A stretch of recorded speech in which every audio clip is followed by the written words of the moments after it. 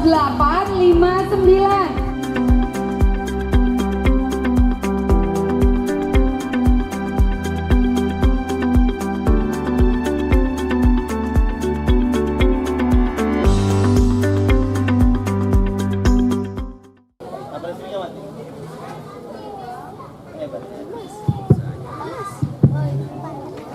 Musibah juga itu. Karena saya mau bercerita, ada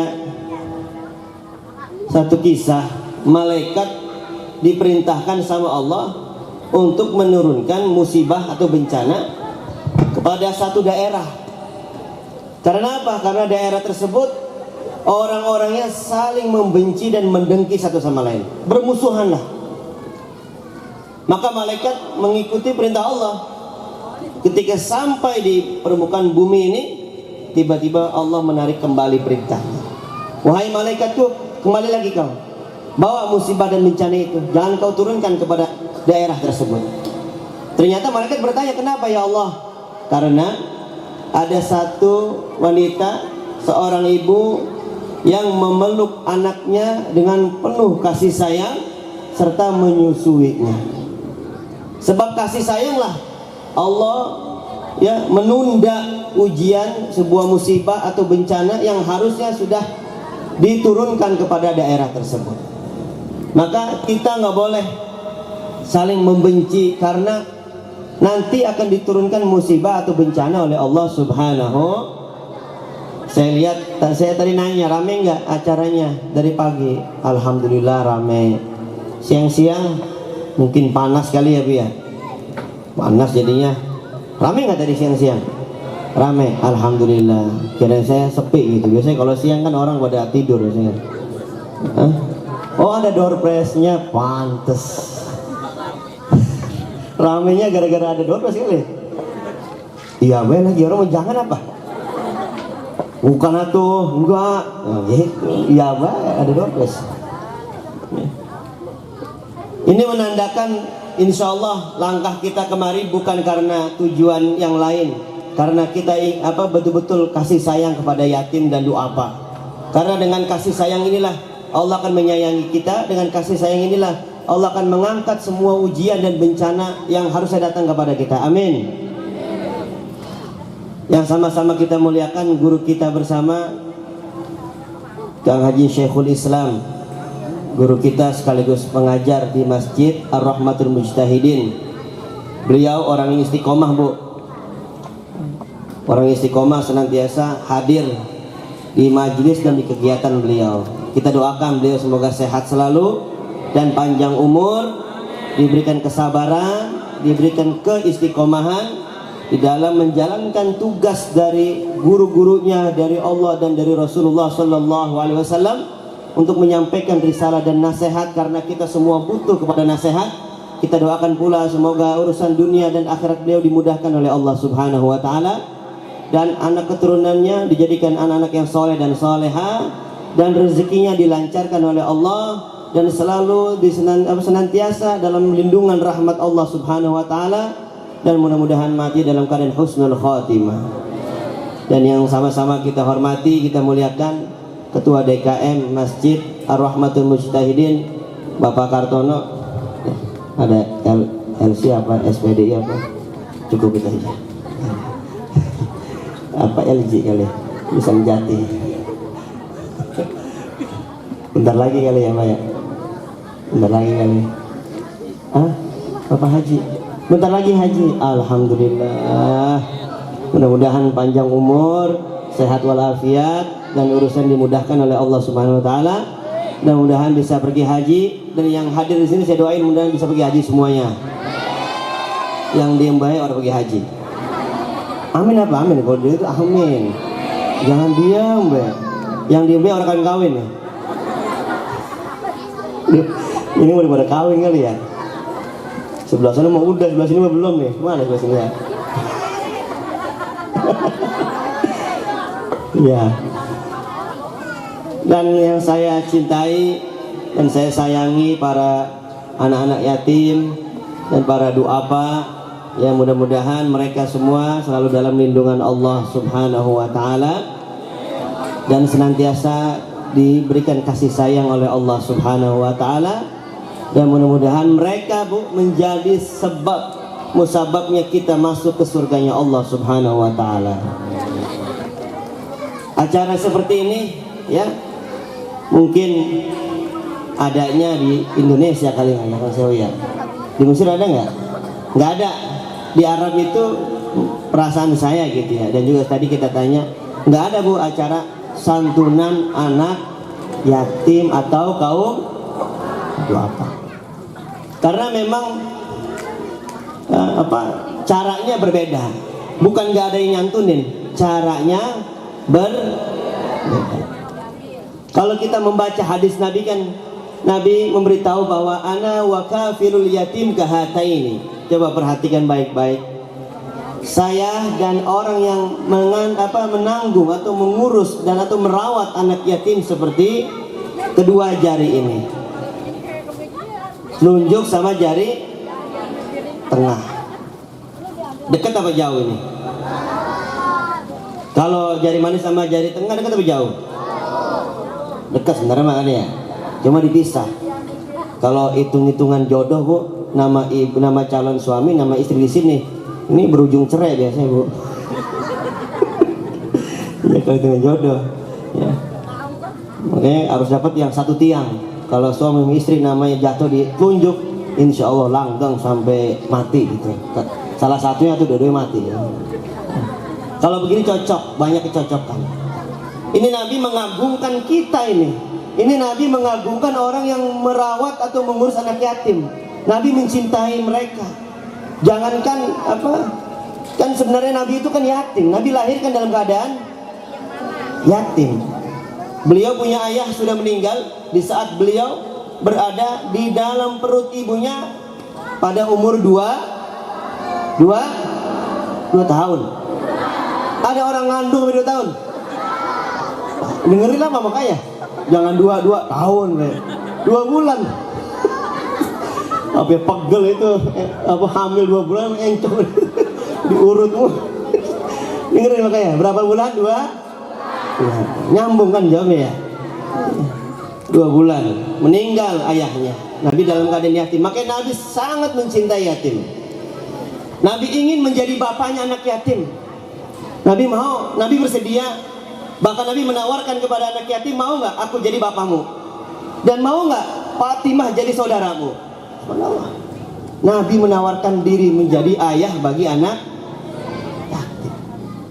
Makanya yang dimaksud daripada kafilul yatim, orang yang mengurus anak yatim, yang mendapatkan kedudukan begitu dekat dengan baginda Rasulullah Sallallahu Alaihi Wasallam di surganya Allah.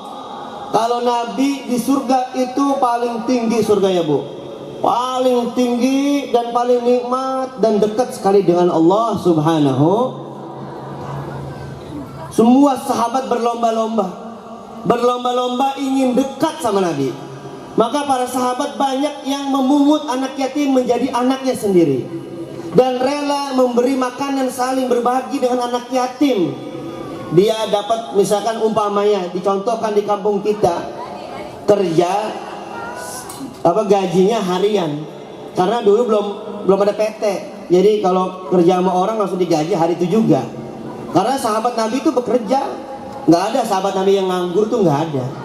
Sahabat Nabi itu semua bekerja. Makanya kalau ingin seperti sahabat Nabi nganggur cari kerjaan.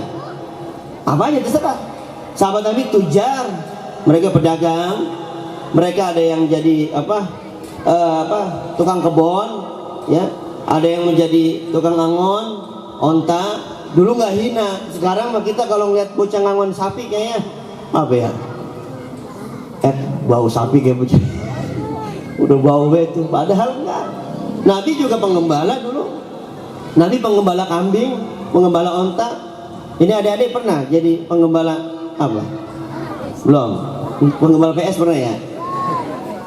Hampir tiap hari main PS mulu. Diiketin itu tangannya sama PS. Itu sahabat Nabi dagang. Ketika Nabi mendengar ketika Nabi nyampaikan hadis ini, sahabat semua berlomba-lomba. Datangin anak yatim, mau nggak kamu tinggal di rumah saya? Padahal istrinya ada, dia cuma ngurusin, kalau enggak saya mau mengirim makanan setiap hari ke rumah kamu. Karena apa? Ingin dekat dengan Nabi Muhammad sallallahu alaihi. Maka sahabat itu enggak kuat, enggak ketemu sama Nabi. 3 hari enggak ketemu sama Nabi, mereka sakit, pucat mukanya sampai merah. Karena saking enggak mau pisah dengan Nabi Muhammad sallallahu alaihi. Coba dengarkan baik-baik. Nabi khutbah dulu belum ada mimbar, dibuatkan oleh sahabat dari pohon kurma, ya kan, dari pohon. Setiap hari-hari Nabi khutbah Jumat di situ, khutbah sholat apapun ada khutbahnya di situ sebagai mimbar. Tiba-tiba dibuatin mimbar baru. Ketika Nabi pindah ke mimbar itu, tiba-tiba terdengar suara tangisan. Dan sahabat semua ketika mendengarkan Nabi khutbah nggak fokus, sebab mendengar suara tangisan anak kecil. Dicari-cari mana yang nangis, nggak ada yang nangis anak kecil. Nggak taunya ketika ditelusuri, tangisan itu berasal dari pohon kurma. Pohon, pernah nggak ngedengar pohon nangis? Pernah? Wah, kemarin ada pohon nangis, nggak taunya bocah lagi ngumpet nangis. Kenapa lu nangis? Emak kagak ngasih duit.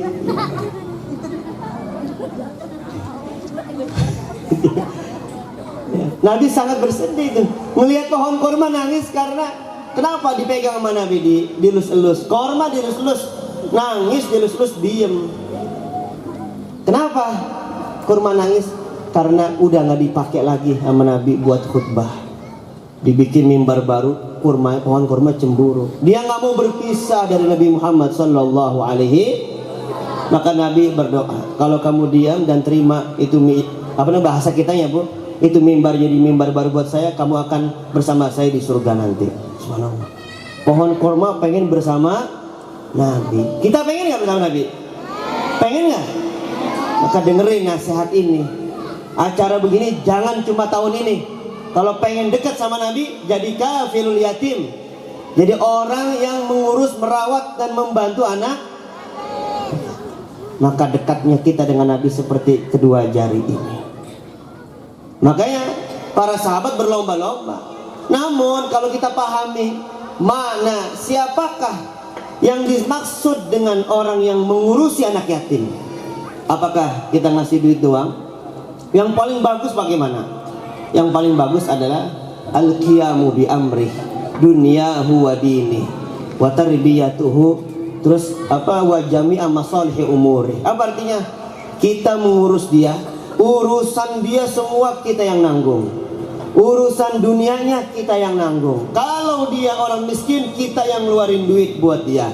Kalau dia orang kaya, nggak ada yang ngurusin hartanya, kita urusin harta dia dan kita atur pengeluaran buat dia. Kemudian kita juga yang membimbing dia masalah akhiratnya, masalah agamanya, kita yang membimbing, kita yang ngurus. Dan semua urusan anak-anak yatim kita yang ngurus dan mengaturnya. Itu yang paling utama dalam mengatur atau mengurus anak ya. Sebenarnya ini orang yang begini nih yang bakal dekat dengan Nabi Muhammad sallallahu alaihi. Maka anak yatim berapa orang di sini yang disantunin? Ada berapa? 50. Ada 50 rumah sini. Lah, diumbai emang orang mana sini? Ya ilah. Ada berapa rumah di sini? Banyak kan? Yang rumahnya catnya bagus sama model bagus berapa banyak? Ada 50. Ambil atu-atu bocah nih yatim.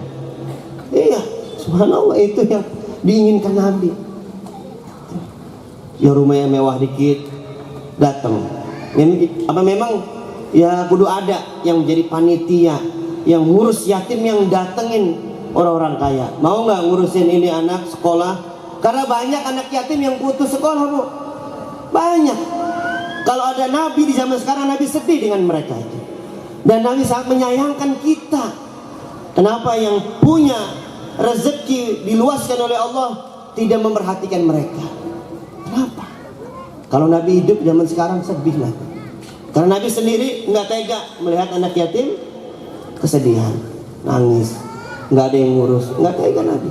Sedangkan kita dengan kehidupan kita yang mewah, kita punya ponakan yatim enggak kita urus, kita punya saudara sepupu yatim enggak kita perhatiin, karena kita punya dendam dengan bapak dia, kita jauhin. Itu sangat dibenci oleh baginda Rasulullah sallallahu alaihi. Tadi suratnya dibacakan apa tadi suratnya? Ara'aital ladzi yukad. Dialah yang dimaksud dengan orang mendustakan agama. Ada anak yatim, wah, apalagi di keluarga dia tidak mengurus dan merawatnya, meninggalkan dan membiarkannya. Ini yang disebut dengan pendusta agama. Kedengeran nggak? Kasihan. Coba. Itu tandanya apa? Tandanya apa, Bu? Tandanya rasa kasih sayang kita telah dicabut sama Allah Subhanahu wa taala. Kata Nabi, irhamu man fil ardi yarhamkum man fis sama. Kalau ingin disayangi oleh penduduk langit dan termasuk Allah dan Rasulnya sallallahu alaihi wasallam, sayangilah umat atau makhluk yang ada di dunia ini. Dan di antara mereka yang paling dicintai Nabi Allah para yatama dan doa. Paham kira-kira? Paham nggak? Alhamdulillah. Maka itu yang paling utama. Jadi kalau ada rezeki lebih, anak yatim tanya. Nanti nih ditanya nih, kelas berapa? Nanti kelas berapa ini? Hah? 6 apa? 6 SD? Iya, 6 SD. Iya sih, memang gak ada yang MA sih. Saya salah nanya lagi. Iya, salah nanya saya. Kelas 6 SD. Udah ada yang mikirin kelulusan dia, bagaimana. Umpama saya Kang Haji mampu 2 orang, pilih 2 orang siapa? Kasih duit setiap bulannya, kasih duit biaya sekolahnya. Anak ya, saya Kang Haji ngurusin anak aja sampai 5 ke susah banget. Atau banyak buat anaknya ya. Nomor 2 ke 1. Emang brojolnya segitu. Umpama ya, kalau nggak sanggup nggak apa-apa. Kalau nggak sanggup ngurusin gimana? Kasih sedekah semampunya. Di rumah bikin celengan yatim. Tiap hari nyelengin. Pas udah lumayan banyak, sebulan sekali tebok.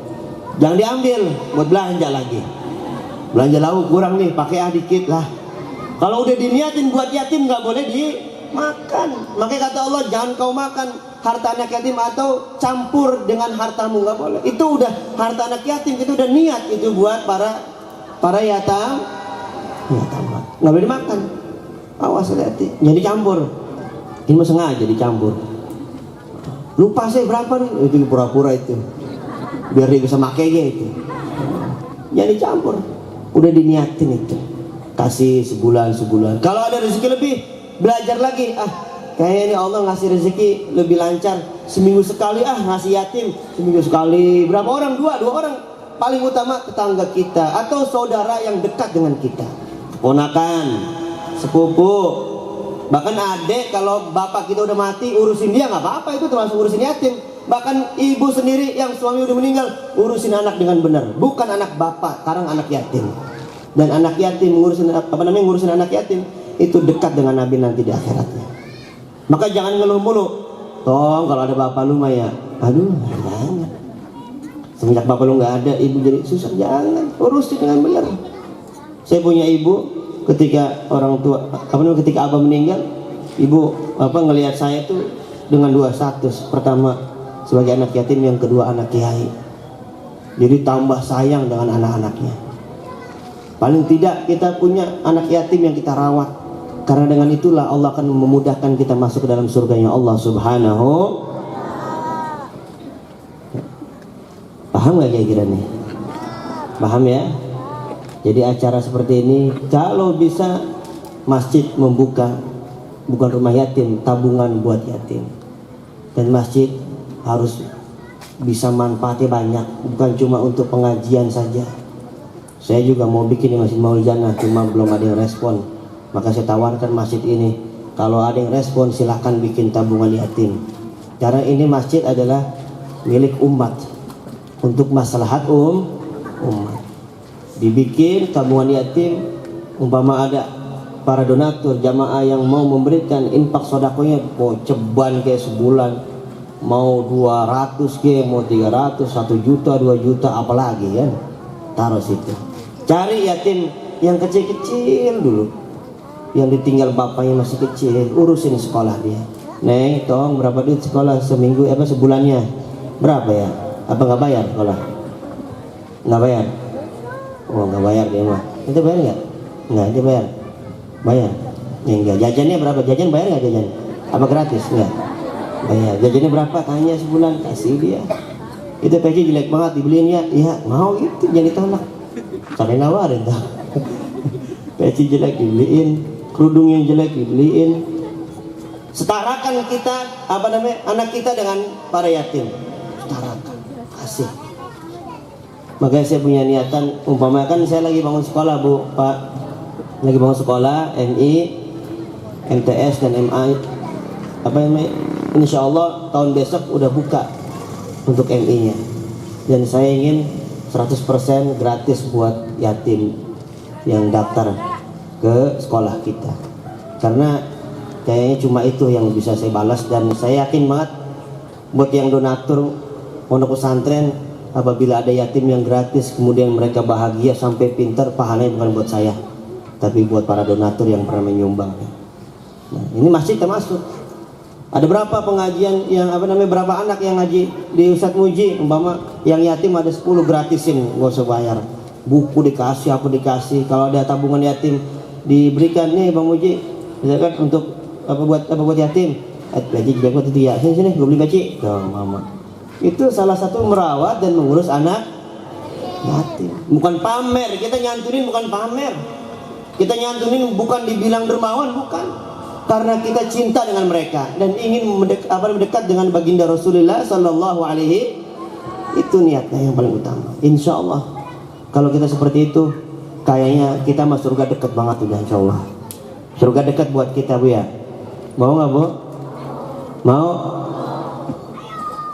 Maunya kayak loyo banget. Mau. Ya. Sore makan adem ini, kagak panas. Untuk ada kopi ada? Minum kopi ya? Suruh siapa gitu? Oh, tadi ini tim Qasidah ini. Waduh, istumbes ini. Besok harus tampil sih. Ini acara kita pesan pesta rakyat tanggal 30 November. Panggungnya 12 meter, lebih luas lagi daripada ini. Sound sistemnya aja hampir 60 juta Bu.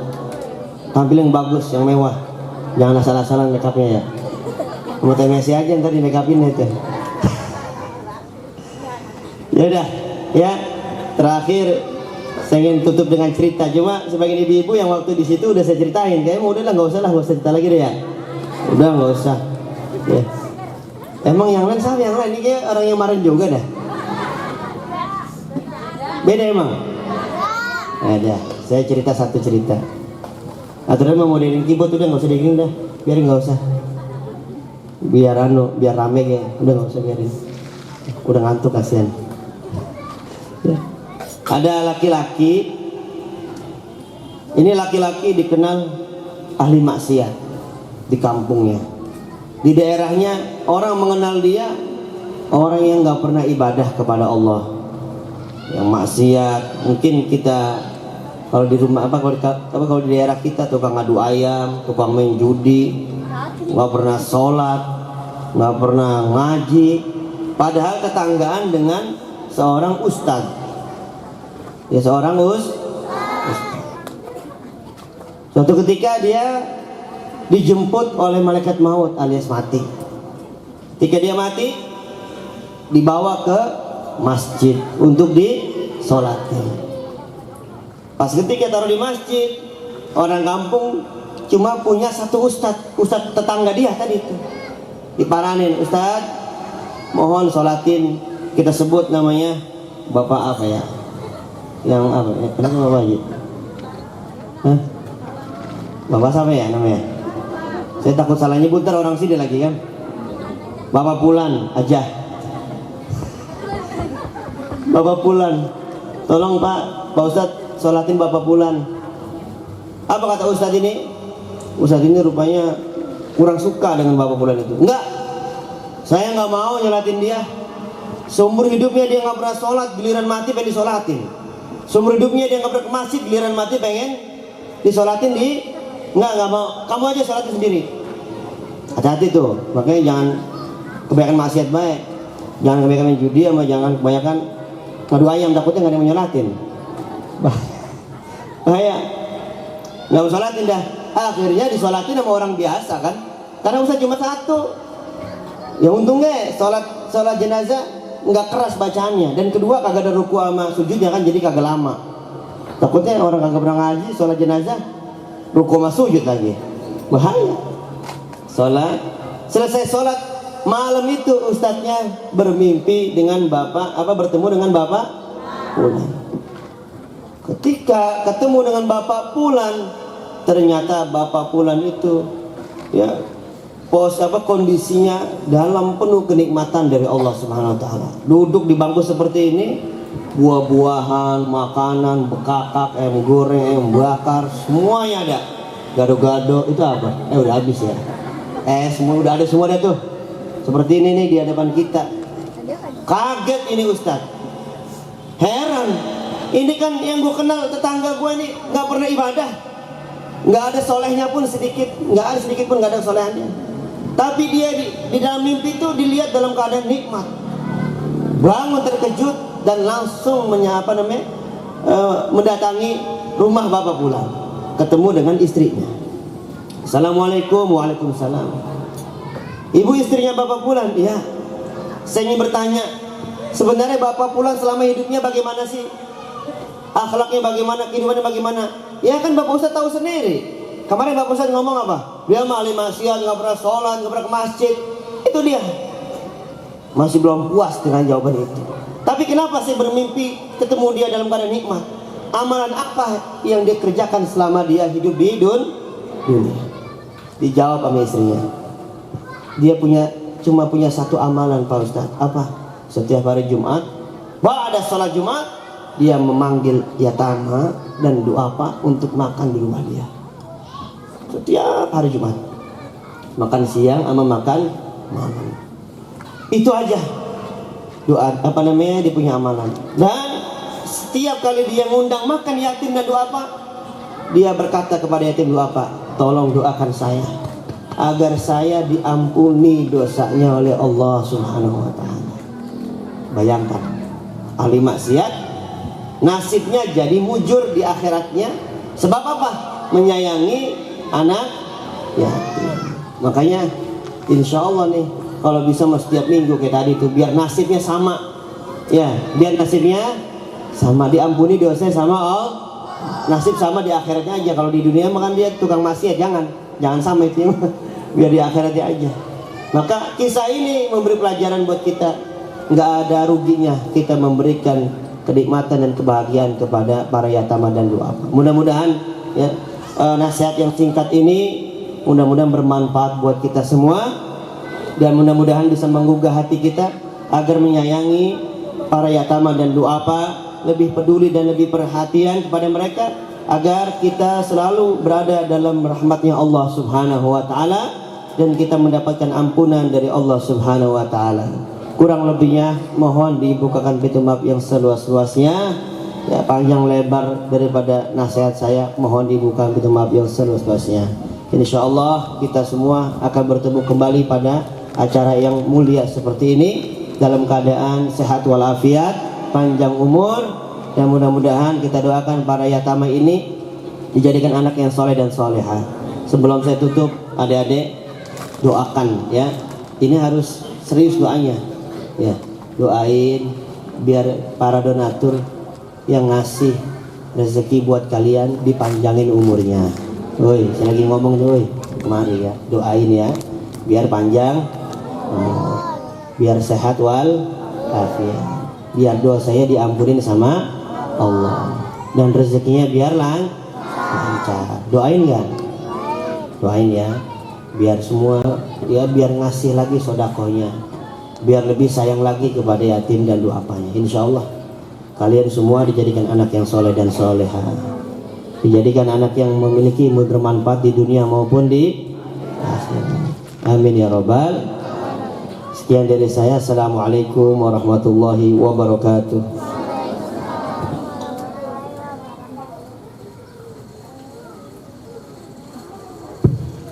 Untuk selanjutnya yaitu sebelum ditutup dengan doa simbolis santunan, maka untuk anak yatim wilayah RT 02 diharap naik ke atas panggung. Ya, Nabila, Dimas, Ridho, naik rombongannya, ya. RT 02 ya. Untuk yatama RT 0 yang lainnya disiapin juga di sana, keluarin ya. Dini, ada Dini, Ridho, Dimas, Indah. Ayo, yang RT 0, RT 1 maju. Ke sana barisnya ke depan ya, barisnya ke depan. Rara, RT Mario.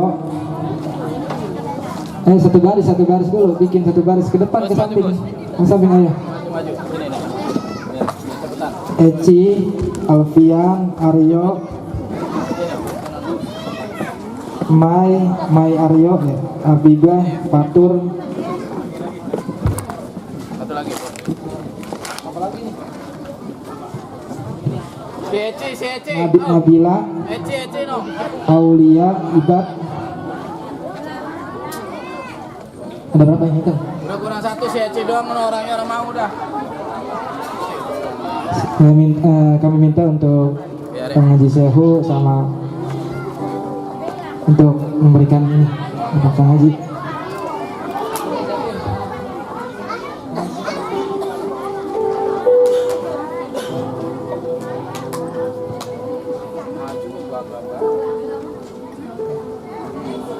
Orang mau udah.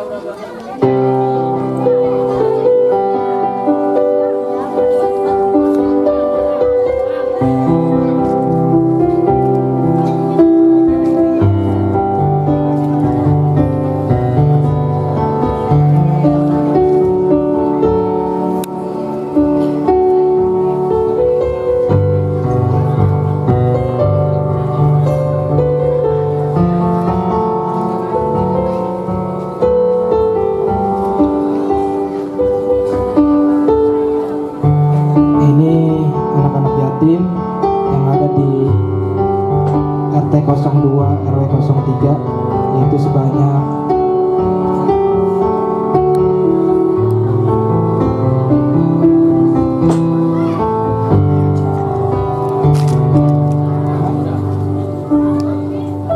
16 orang kurang lebih.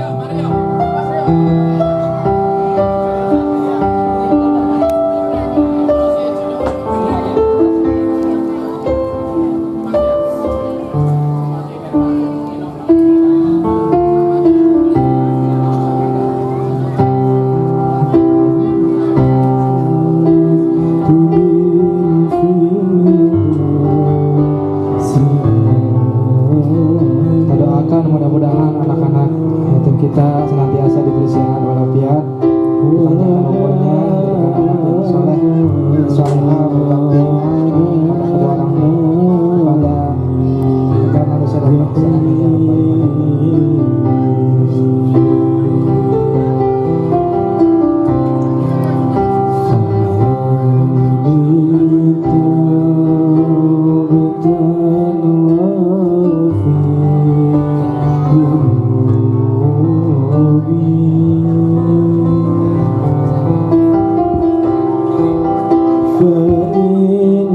yang di bawah tolong dikasih.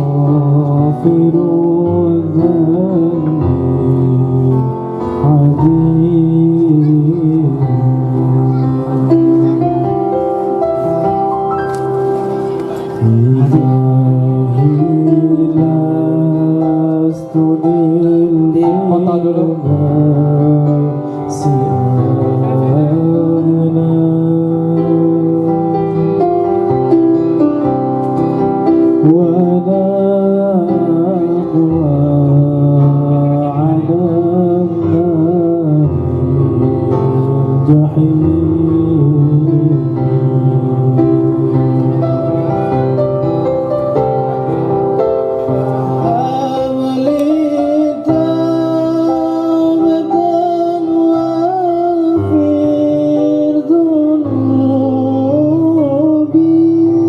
Yang di bawah langsung dikasih. Ayo.